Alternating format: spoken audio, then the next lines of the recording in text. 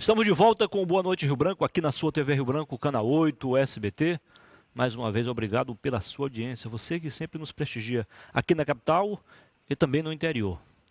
Eu tenho o prazer de conversar agora com uma das figuras mais importantes da cultura, não só do Acre, mas também do Brasil. Professor Gregório Filho, poeta e também escritor. Seja bem-vindo. Tudo bem? Tudo bem, muito obrigado. O livro que ele vai lançar amanhã é este aqui, ó, o 22º na contagem aí, ó. Guardados do Coração. Vamos conhecer um pouquinho, para quem não sabe ou não lembra, a nova geração talvez não lembra, dele vai passar a conhecer o melhor agora. Natural de Rio Branco, Acre, precisamente ali do bairro Capoeira, ali pertinho do centro, né? Por trás do estádio José de Mello. O autor, Francisco Gregório Filho, mudou-se para o Rio de Janeiro na adolescência.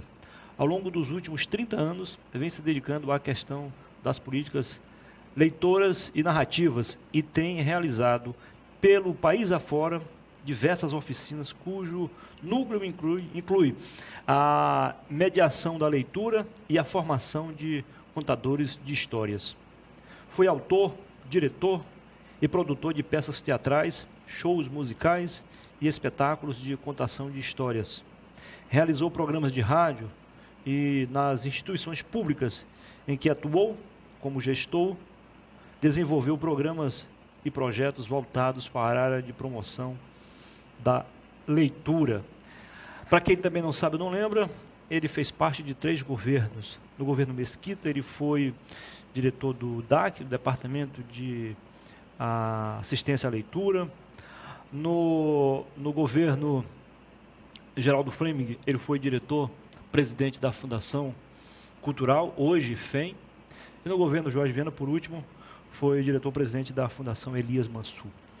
No governo professor Geraldo Mesquita, fui diretor do Departamento de Assuntos Culturais, da Secretaria de Educação do Estado. Depois virou a Fundação. O governo Flaviano Melo era a Fundação de Cultura, Desporto e Recursos Humanos. E no governo Jorge Viana era a Fundação Elias Mansur. A Fundação Elias Mansur antes era chamada Fundação de Recursos Humanos da Cultura e do Desporto. Sim. Criado no governo Macedo. Foi no governo Nabor Júnior. Nabor Júnior. Muda a nomenclatura, né? Sim. O departamento praticamente era o mesmo, né? Mas foram gestões diferentes. Sim. Que marcaram a sua passagem pela cultura, né? Pelo comando da cultura, né? Do Acre. Mas o senhor já é mais carioca que acreano. Eu sou igual. É? O Rio me acolheu muito bem, me projeta para o Brasil, mas eu tenho a minha infância, a minha adolescência em Rio Branco e essa acreanidade é profunda. Legal. Bom, aqui há pelo menos mais 4 dos 22 livros. Ler e contar, contar e ler.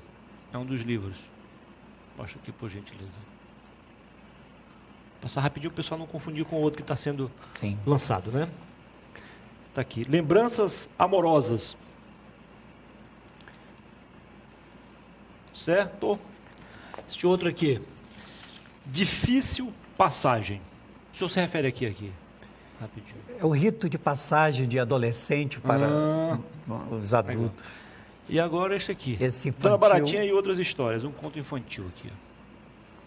O público infantil também foi seu foco. Porque é o período que se investe muito na formação de leitores. Para completar, ele também fez o prefácio, né? Deste livro aqui, ó. Além das Palavras.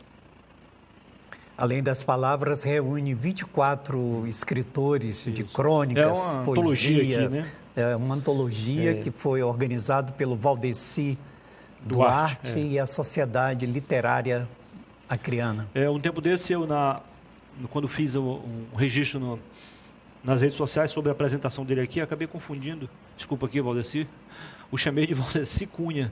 Valdeci Cunha, na verdade, é um delegado aposentado, também é uma figura que também tem obras publicadas, é músico também, canta muito bem e tal, enfim. Eu fiz a confusão, mas depois... E aí ele até fez uma acusação depois, o próprio... O Valdeci Duarte, que sempre muito bem humorado. E, bom, antes do lançamento, vamos falar de hoje. Hoje, no início da noite, o senhor esteve em uma escola da rede pública, precisamente da Baixada Sobral, a escola Oiticica. O que aconteceu por lá? Adolescentes, jovens ávidos, né, por acesso à leitura e a contação de histórias é uma das maneiras de seduzir, de aproximar essas crianças e os jovens aos textos, aos livros. E uma das práticas mais sedutoras é ouvir e contar histórias. Tudo isso faz parte de um programa desenvolvido pela SLA, Sociedade Literária Acreana. É porque, além dos jovens escritores, cronistas, poetas, escreverem, produzirem, também esses jovens estão preocupados com a formação de novas gerações de leitores. E é esse o programa da Sociedade Literária Acreana. Nesse projeto especificamente, a SLA tem um apoio do Governo do Estado através da Fundação Elias Mansur e também da Secretaria Estadual de Educação. Nos tempos em que o senhor esteve por aqui, o senhor trabalhou também na Secretaria de Educação, não? Trabalhei na Secretaria. No DAC era Secretaria de Educação. O senhor é funcionário público federal aposentado da Biblioteca Nacional. Da Biblioteca Nacional. Depois de 40 anos de serviço público, estou aposentado da Biblioteca Nacional. Mas a cultura continua... Não, sempre trabalhando com as linguagens artísticas, com a gestão, criação, produção cultural.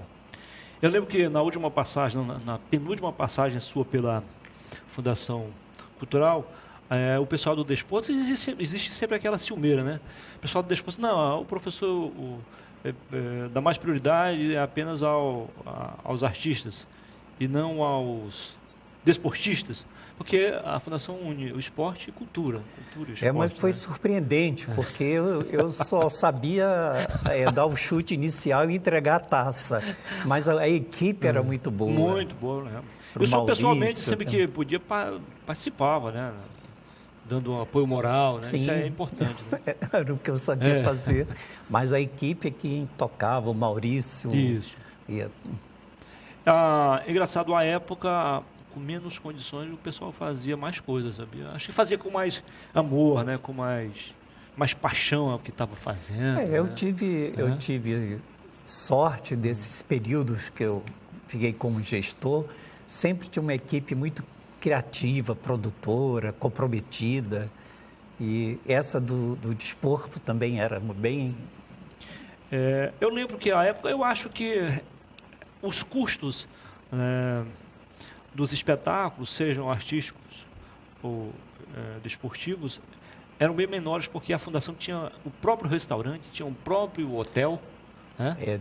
Tinha um equipamento. Não era nada 5 estrelas, mas era digno, um negócio, algo bem... Né? Você lembra disso? Né? Não, muito confortável, né? E tudo num só lugar, né? Ficava mais fácil para você era o gerir, centro de treinamento. Centro de treinamento. De recursos humanos e a Fundação... E é uma equipe capacitada, né? Hoje o governo, tudo que vai fazer, tem que pagar. Tem que pagar os instrutores, tem que pagar hotel, pagar deslocamento, porque nem sempre no mesmo local. É algo a ser repensado, aquele modelo de gestão, sabe? Tá? Mas tudo bem. Épocas são outras, né? É verdade. Tem uma dinâmica já diferente, né? E como é que surgiu essa oportunidade de o senhor voltar aqui a Rio Branco? Ao convite da Sociedade Literária Acreana, através do Valdeci Duarte, e do livro, Além das Palavras, que está fazendo um grande sucesso. Tem obra sua também aí? Tem a introdução, eu escrevi. Tem um pós-fácil aqui também de uma amiga, professora Ninfa Parreiras, que delicadamente faz homenagem aos escritores acreanos. E o livro, ele reflete um pouco da nossa história, do nosso contexto cultural do Acre. Então, tem escritores não só da capital, como também de alguns municípios, né, do interior do estado. Eu abri, diz que nada acontece por acaso, e eu abri aqui o livro, na página 65, um título me chamou a atenção, e me fez lembrar a minha avó. Depois de muito tempo ela mora comigo, 97 anos, descendente de português. A herança que permanece. Qual é esta herança? A herança que permanece são as vozes de nossos ancestrais, as vozes que repassavam as histórias fantásticas, muito simbólicas e com ensinamentos.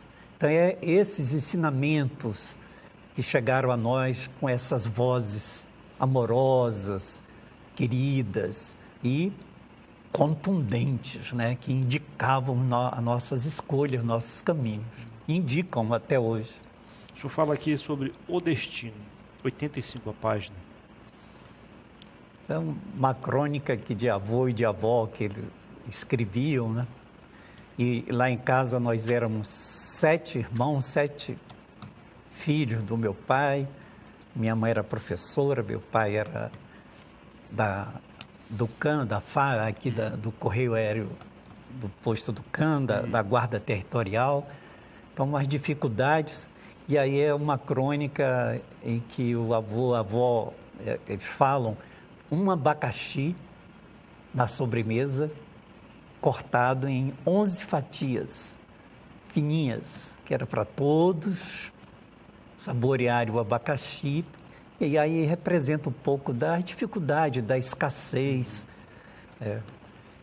mas com poesia. E vamos abrir um espaço aqui para o que muita gente chama de saudosismo.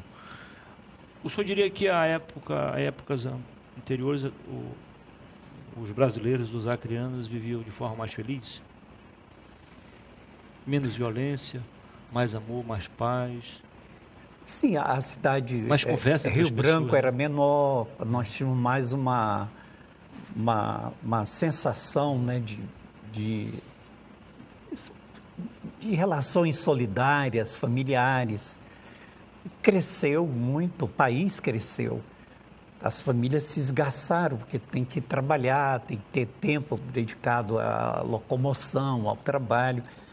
E aí aqueles momentos de conversa em torno da mesa, aqueles momentos de contação de história em torno de uma... Porque a fogueira é simbólica, mas a fogueira ainda existe simbolicamente, que é aquela roda que reúne crianças, adultos, avós, para as trocas das narrativas, das experiências.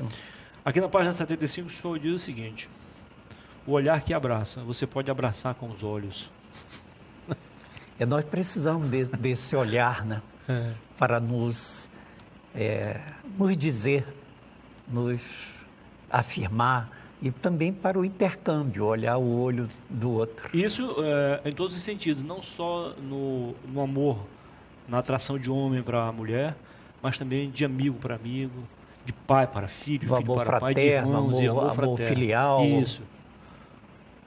A pessoa se sente abraçada pelos olhos da outra. E vice-versa, né? E abraça também com os olhos.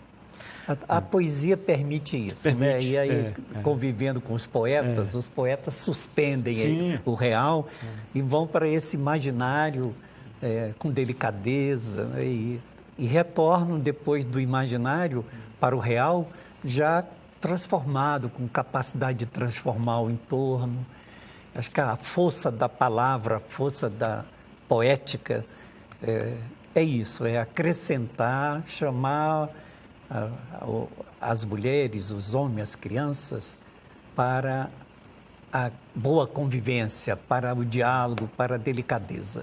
Daqui a pouquinho, no último bloco, eu vou conversar com outro artista, não menos importante que o senhor, que é exemplo do senhor e também do Mauro Modesto, que são amigos seus. Ele também viveu uma boa temporada no Rio de Janeiro. Sérgio Souto.